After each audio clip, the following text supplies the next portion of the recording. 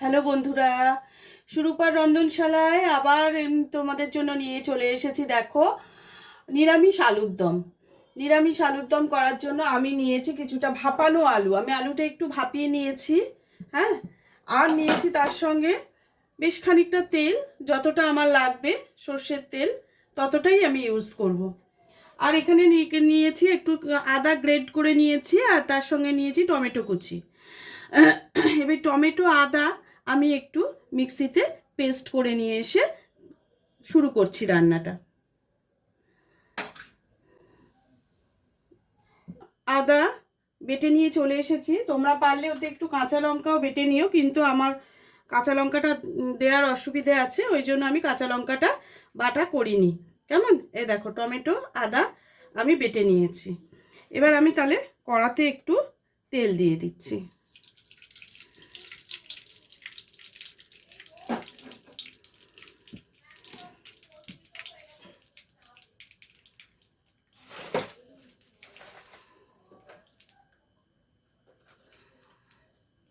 তেলটা অনেকক্ষণ থেকে বসানো ছিল, তেলটা আমার গরম হতে বেশি সময় নেবে না, তার জন্য আমি তার মধ্যে দিয়ে দিলাম দুটো শুকনো লঙ্কা।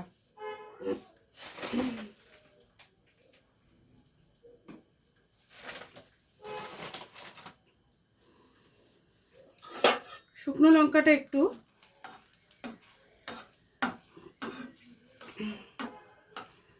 ভাজা ভাজা হয়ে যাক। ভাজা ভাজা হয়ে গেলে একটা সুন্দর গন্ধ বেরোবে। বেরোলেই তার মধ্যে একটু দিয়ে দিচ্ছি সামান্য একটু জিরে।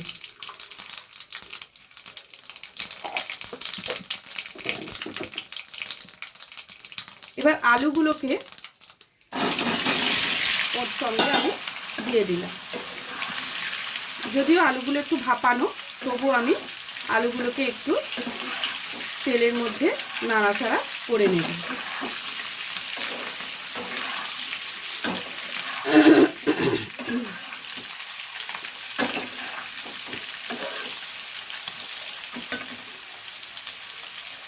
এর মধ্যে আমি একটু হলুদ আর একটু নুন ছড়িয়ে দেব।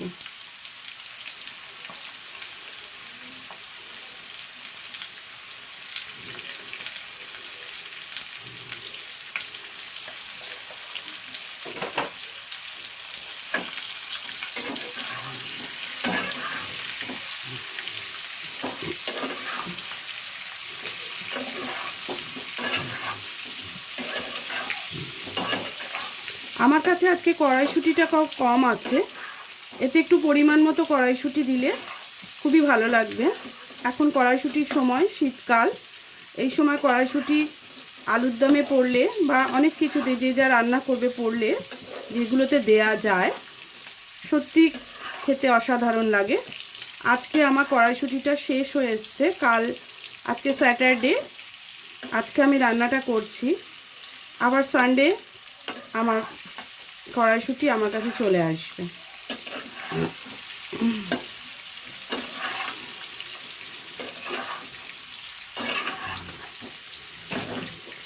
দেখো আলুগুলো একটু ভাজা ভাজা হয়ে এসছে। আমি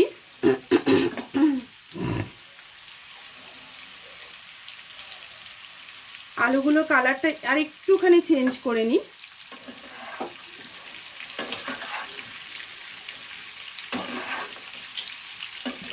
আর একটু কালারটা চেঞ্জ হবে।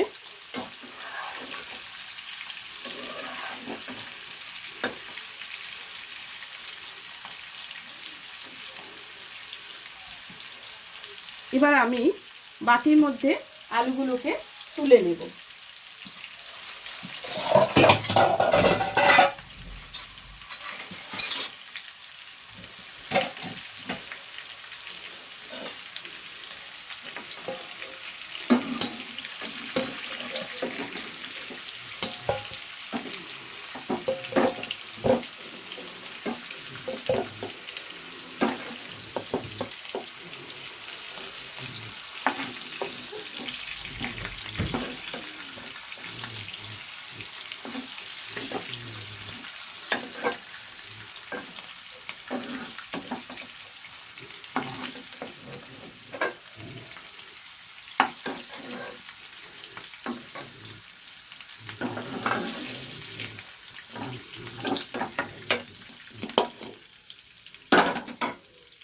শুকনো লঙ্কাটা কিন্তু ওতে আমি রেখেই দিয়েছি। এবার আমি ওর মধ্যে ছোট্ট একটু 2 টুকরো দারচিনি দিয়ে দিলাম আর 2টো এলাচ দিয়ে দিলাম।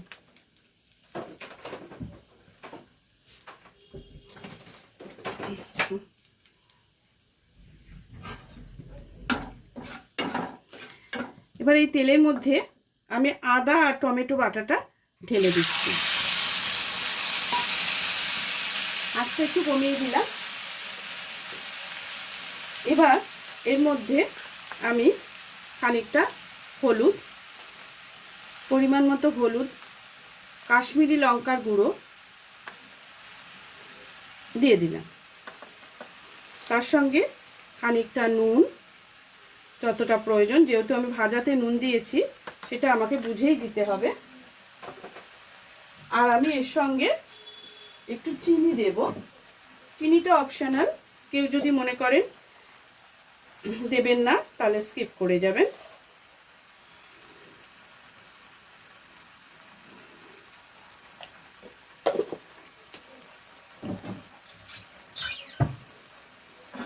এবার এটাকে ভালো করে কষে নিতে হবে।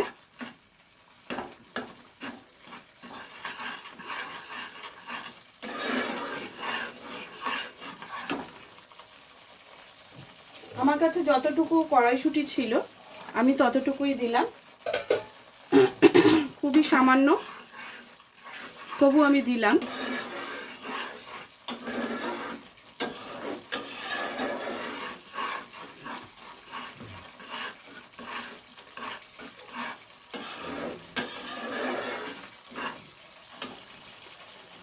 এবার ভাজা আলুগুলো আস্তে আস্তে আমি এর মধ্যে দিয়ে দেব,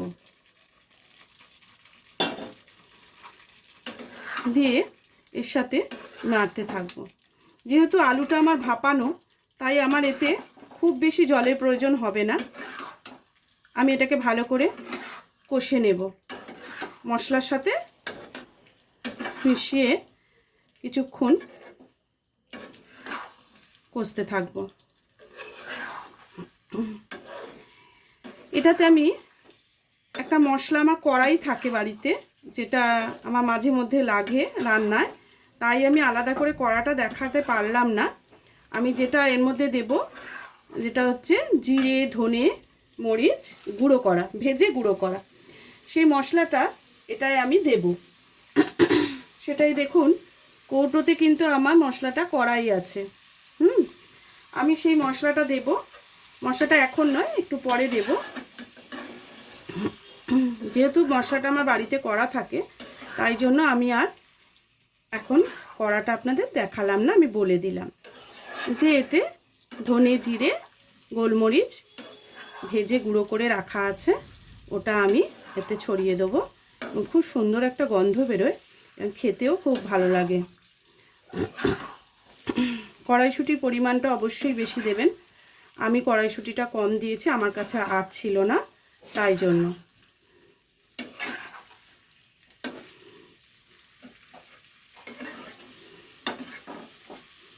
আস্তে আস্তে তেল ছাড়ছে, আঁচটা একটু বাড়িয়ে দিলাম। দেখতে থাকুন সাইড থেকে কিরম তেলটা ছাড়ছে, নিশ্চয়ই বুঝতে পাচ্ছেন তেল ছেড়ে দিয়েছে।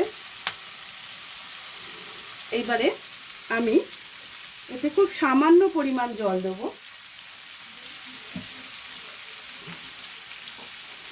বেশি জল দিলে বেশি ঝোল ঝোল এটা আমি করব না, যতটুকু প্রয়োজন, কেন যেহেতু আলুটা আমার ভাপানো, সেহেতু আমার বেশি জলের প্রয়োজন হবে না।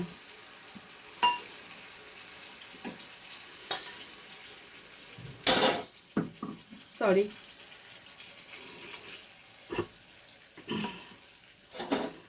দেখুন আঁচটা কমিয়ে দিলাম।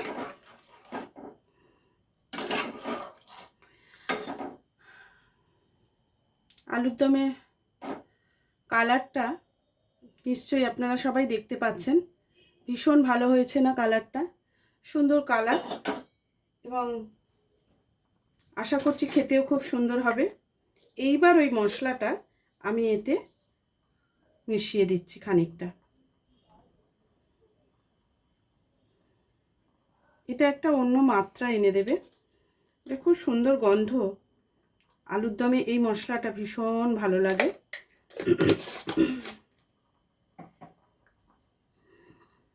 আর এর ওপর থেকে ছড়িয়ে দেবো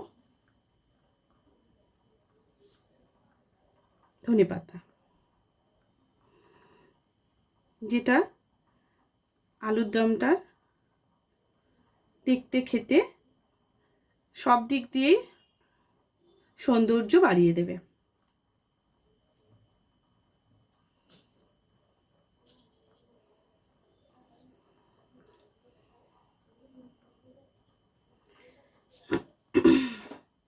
এবার আলতো হাতে এটাকে একটু নাড়াচাড়া করে দিচ্ছি।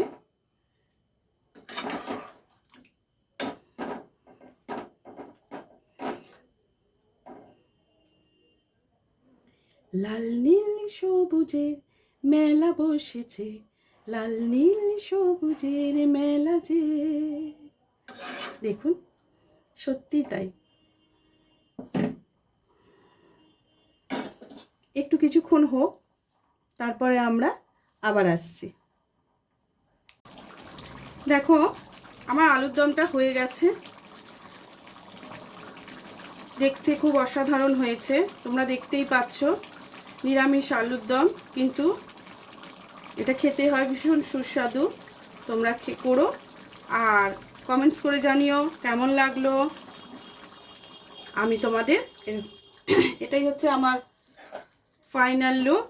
এবার আমি এটা সার্ভ করে তোমাদের দেখাচ্ছি।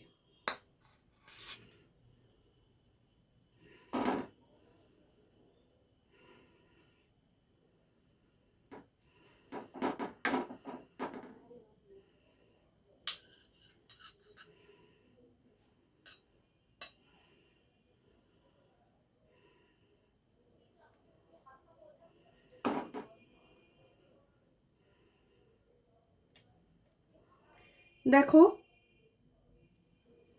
এটাই হলো আলুর দমের ফাইনাল লুক। কেমন হয়েছে আমাকে অবশ্যই জানাবে। কেমন? আমি কিন্তু এটা তৈরি করলাম। তাহলে আজকের মতো ভিডিওটা এখানেই শেষ করছি। আবার অন্য দিন অন্য কোনো রান্না নিয়ে চলে আসবো।